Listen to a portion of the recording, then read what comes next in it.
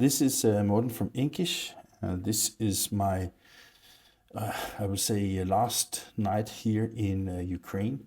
Been 4 quite hectic days. Not so much because of direct threats, besides those that I have already described in my posts on LinkedIn, but because it is different to be in a country at all. When you cross the border from Poland to Ukraine, you have, at least for me, very few ideas of what to expect. The friends I have here in Ukraine say, don't worry, it is safe, we are with you, we will guide you. And I trust them, otherwise I would not have gone. But I still feel that this mission has been very important to me personally, but I also think important part of the identity of Inkish as a media. We need to tell stories that are important, to be relevant, to also support our industry. We have for centuries been an industry that has been born by and carried by the very fact that we are the extended arm of democracy, free speech. Just think about all the books that have been written. Just think about all the books that have been burned because dictators and especially dictators have burned them because they were afraid of the knowledge that we could gain. Today, a book doesn't represent the exact same thing, because a book is today just one of many ways of getting information. You can get it on internet. You can also get it still in a book. You can also find it in libraries on books that have already been printed. But information and knowledge that gives us the opportunity for free speech and have our own ideas, understanding where we come from, where we're heading, despite of all the questions we also ask about the history of our ancestors' lives and behaviors, because we try to put them into our perspective rather than trying to have them in the perspective that they lived in. Those things are, in my opinion, very important. When Martijn from Cloudprinter called me the day before Drupa started and asked if I heard about that bombing of Faktor Druk in Kharkiv in Ukraine, I must admit that I hadn't heard about it. And I felt a little bit embarrassed about it. And then again, I was like, okay, the news streams from where I live, Kharkiv is far away. And maybe you think the same. Maybe Kharkiv is, why is that important to me? Why is this story more important than any other story in the world? First of all, the story from Kharkiv is very important because this was the first attack that Russia did on a printing company with the intent to destroy a printing company producing schoolbooks. Think of how important education is. Think about how important in our identities our languages are. Maybe if you come from one of the bigger language countries like the English or the German or the Italian one, maybe you don't think of it so much. But if you come from a small language like my own Danish, then that is very instrumental in how we define ourselves as human beings and as Danes and part of the culture. And in Ukraine, they have been attacked by Russia.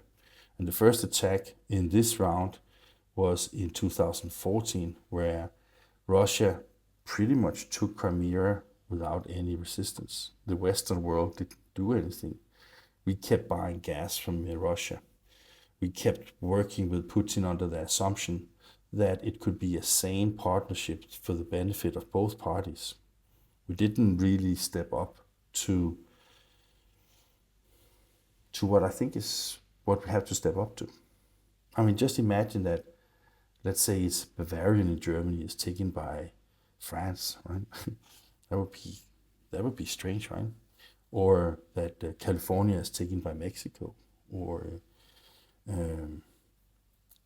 South Korea is taken by China. Those are similar situations. These are people that have a proud history, that are proud of their culture and the heritage.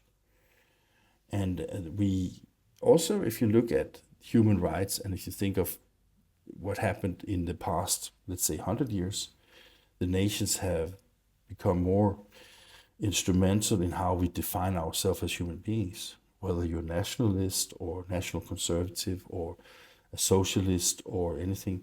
Language and culture is something that defines you maybe before your ideology. So when Russia attacks a printing company that's doing school books in Ukraine, they're basically trying to take away a language, trying to take away, let's say, a culture. And if you have generations of kids that can't get Ukrainian books, even that some of them are in Russian, but with a Russian or a Ukrainian background in how they are written, how they are produced, how they are made, maybe it will be easier to steal the country, because basically you have a situation where the thing that defines you as one of the most precious things have been taken away from you as a small child, where even the parents, the government, the state, everything will have difficulties of replacing that fast enough. And therefore we have to stand up against this. This is aggression against culture, it's against democracy, it's against the kids that depends on being taught in their own language. This is serious, guys. This is very serious.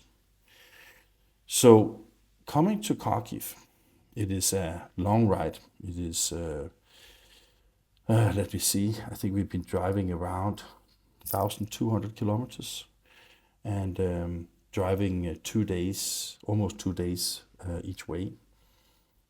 Right now I am just outside Kiev on the way back to Poland, and where I tomorrow will sleep in Poland and then fly home to Denmark Friday morning, filled with experiences that have not been so dramatic as I feared, which is good. But when you come to a country where everybody is equipped with an iPhone or a smartphone, and you have an app called Air Alert that is essentially giving you notice to seek shelter if there's a air alert, if there's a missile attack, or is there like gun firings or street fights.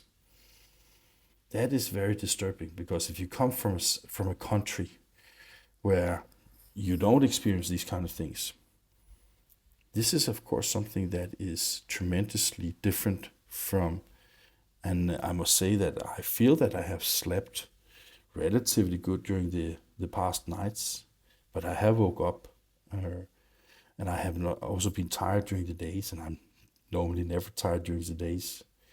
So the impact this has on you, that you are sitting, as I wrote the other day, sitting outside the hotel in massive rain, and you hear the alarms in the nights, and suddenly you see a stray dog come and lay down next to you, as if it has also lost its family. It becomes quite emotionally, and it really kind of show you what the Ukrainian population is going through right now. They are under constant pressure from a suppressor that by most of the measures should have lost a long time ago. And just think of this, maybe hundreds of thousands of young men and also civilians, men, women, children, has lost their lives. On the Russian side, maybe even more. Think of this. This is fellow humans that are fighting a war that probably none of these young men and women are interested in. When I was driving through Bucha yesterday, I remember the story in the news. But think of this. Russian soldiers enter a small city, and they kill randomly They rape women, and after they rape the women, they give them a neck shot. Kill 5,000 people in a blood rush. That is what these people experience. This is the war that is reported also on the channels as breaking news. But this is something that is happening here. This is something that, of course, I don't experience this. But I hear the stories. I talk to people. I wouldn't say that I see fear in their eyes, but I will tell you that it is like a shadow. Because can people trust each other? These kind of things are really serious. When you pass freshly made cemeteries, where you see thousands of new stones raised with names of young men, you realize this is, of course, sad for the person that lost his life, but he leaves a family. This family has to live with this for the rest of their lives. Plus all the people that are, all the functions in the society that was counting on these young men. Could be engineers, chefs, the mailman, the truck driver, the engineer. All these people are missing now. So you have to build a society on a society that has been diminished by a meaningless war. When you pass a hospital in a small city, and all the people you see in the streets have lost an arm or lost a leg, and then you realize that's because they have walked in a field with mines. That is, it is unbelievable, meaningless, sad. And I know that people realize and see this and experience this in different parts of the world, in Israel, in Gaza, Palestine, in Syria, in other parts of the world. And it doesn't make a difference whether it is in this part of this world or in other parts of the world. It's a fact, in my opinion, so therefore maybe not a fact, but an opinion, that these wars are not fought because of problems between people. It's the leaders of the world that have a power that enables them to force people to go into wars that are devastating for centuries ahead. So then we continued our road journey, me and Martijn from Cloudwinder. And then this morning we got to Kharkiv. Kharkiv, I don't really got the picture of Kharkiv being a large city, but it is a quite large city. And just 6 kilometers away from the city, the front line of the war between the Russians and the Ukrainian soldiers are taking place. It bounces forth and back, but it is always about lives. The English language Ukrainian Pravda, which is an independent newspaper, and according to Martijn, a very trustworthy source of information. And I could double check on some of the things today because the numbers I gave in one of my posts were questioned by a person. And these numbers are still unverified from the official sources, but according to the sources, every day Russia loses about 11, 12, 1,300 people, soldiers, that are killed. Think of this again. The devastation of the devastating situation in Ukraine is also on the other side of the border. They have lost so many men, so much technology, so much gear, so much infrastructure, that it will take a long time to rebuild it. And then we came to this printing company. It was a printing company, and just remember that in Ukraine, the population speaks both Russian and Ukrainian. So we get to this printing company, and when we cross the bridge to go there, it says this is a very dangerous area, so be cautious. That makes you afraid. Quite afraid, I would say. And the first people we meet when we arrive to the printing company is two young soldiers from the Ukrainian military. You can see on the photo that they gave me a helmet and a vest.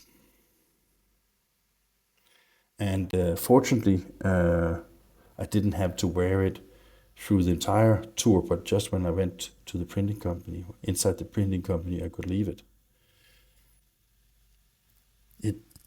It's serious, guys. There could be snipers. There could be a bombing attack.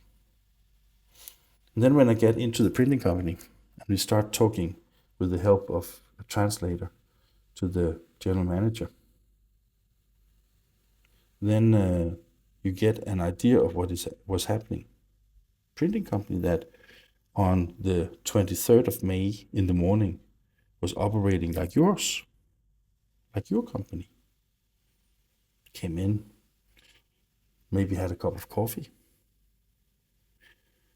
looked at the planning of today. What are we going to produce? People went to the stations and started working with the files, the CTP, making the plates ready for the printing presses. The binders were getting ready to set up the binding machines for the today's jobs. Just like you would have done. At 10:27 a.m. or in the morning, the first of 3 rockets, these really fast rockets, hits directly in the bindery and kills 7 people right away. Then they start to flee out of the back door of that bindery, of course. And there's behind the printing part of it, there's a small alley, and they start fleeing down that alley. And then the second missile hit exactly where they were fleeing to, with the intention of killing as many as possible. The blast, the heat, the explosion, it of course destroyed all the windows. And inside the printing company, just on the other side of the wall where all these employees fled to, the Heidelberg 12-color machine was getting ready to work. And it was totally blasted with glass from the windows. And the people were hurt. The glass, the facade, the material, the pressure wave from the missiles deformed the construction, so the roof also took hard damage of this. The cabling in the machine started to melt. The electrical cabling in the ceilings where the lamps were started to deform because of the heat. People got third-degree burn damages. And then the third missile hit off-site, but damaging another facility just a couple of 100 meters north. I think it was north of where I was. And think of this. There was a hallway, and they had to go start stacking people that were entered there. At that time, they may not have known who was dead, who was alive. So think of this, a hallway in your company after being hit by a massive missile attack. And the Russians, they afterwards claimed that they did it because they were 100% certain that this was a drone factory, stacking up injured people, dead bodies, people that may just have been in shock, of course. All this, the books started to burn, all the paper in the warehouse started to burn. And then at the same time, this was also a cluster bombing. So when it started to take all the projectiles and shoot them in all directions, it hit people. It also hit the book signatures.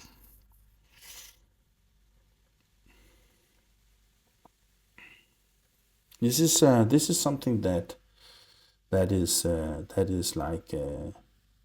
like something that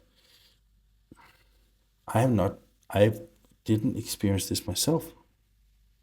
But when you see the photo here about the facility and you understand that this is a relatively large building, there's no roof now. Some of the walls totally crashed. All the books and all the paper started to burn. It took the fire people more than 6 hours to eliminate the fire. And at the same time, it was dark, it was wet, it was warm. It was all the things that you see on a film. But this was real. When I got there today, you see all the brands that you know, Technica, totally destroyed. You see the style folders, totally destroyed. You see Møller Martin equipment, totally destroyed. And then in a hall where they already now started to rebuild, because they are people that are serious. These guys are serious. They want to rebuild, and they want this printing company to be successful again. Before the war, they printed about 1 million books a month. Now they're down to 400,000 in capacity on the printing side, but they don't have any binding side. Before the war, it was about 450 people working there. Now it's less than 100. Some of the people are soldiers now. Some of them has become refugees and moved to the West. Some are still working in the printing company. And some are now dead. Died from being soldiers, defending the country against an aggressor that has no limitations.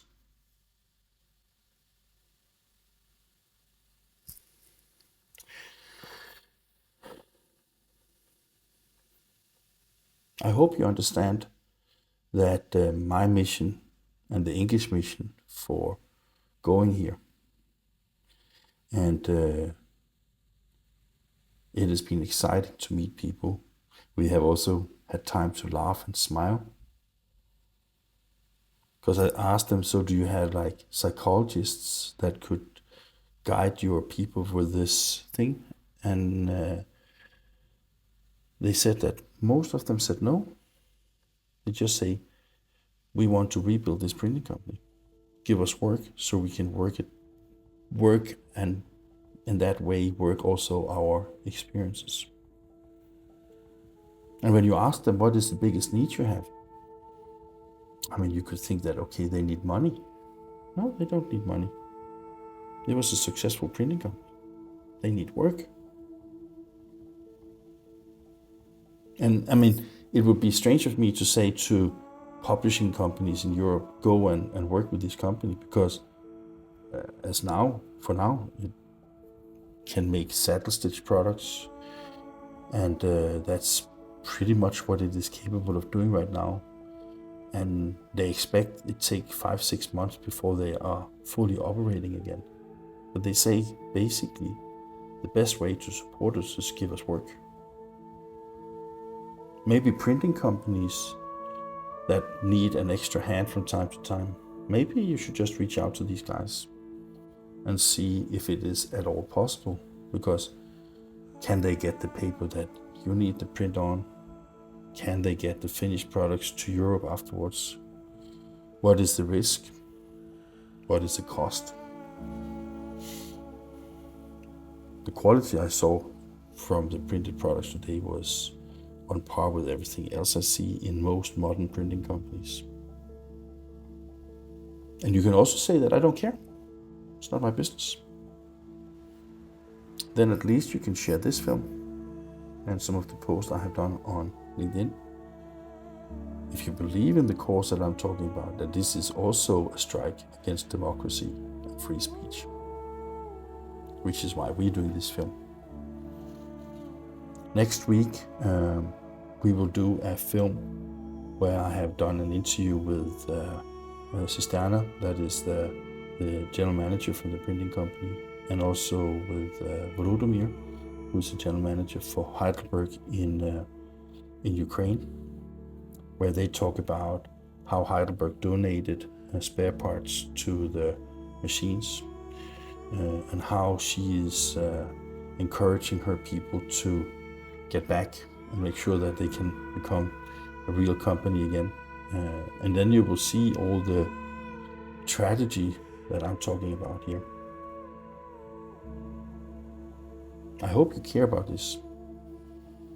I got a message from a guy today. I think his name is still online. I disagree 1000% not with him, because he say that basically the Ukrainians want to be Russians. No, they don't want to.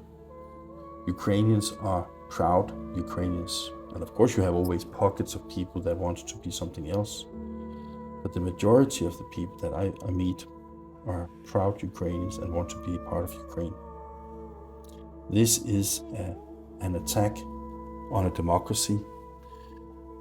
In Russia, they don't have a democracy. If you say anything against the war or anything against Vladimir Putin, you can be sentenced up to 15 years of prison. Maybe you're lucky to get back. Maybe you're not. So stop working with Russia. I think that the only way we can stop them is basically to make sure that they don't have any money. Because they have a dictator that fight a war that nobody wants. And I will say, one thing is that you have countries like North Korea and China that apparently, Turkey to some degree, apparently wants to continue working with this terrible regime. But India, you're a democracy. Stop it. Go to your politicians, say we cannot support Russia and be a trade partner with them. Don't buy your oil from them. Don't sell your goods there. It's a disgrace. It's simply a disgrace. And if you don't believe me, then go to Ukraine and see for yourself what your partner is doing there. I know this has nothing to do with the individuals, the very lovely people I know in India. But the only way in a democracy to fight this kind of suppression is to vote differently. I'm sorry, it is not more difficult than that. If you don't like what Russia is doing, don't work with them. If your politicians don't dare to take that decision, you make that decision. You can, as a printing company, decide, I don't want to sell anything to Russia. I don't want to buy anything from Russia. You can do that. That's easy. Well,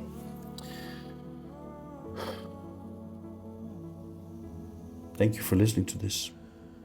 It is important to me. I hope you feel the pain of the people here. And I hope you will have a good, safe life where you are. And remember to appreciate your life, your welfare, your families, your work, and the fact that you hopefully don't live in country where the war can take away what is the most precious things for you.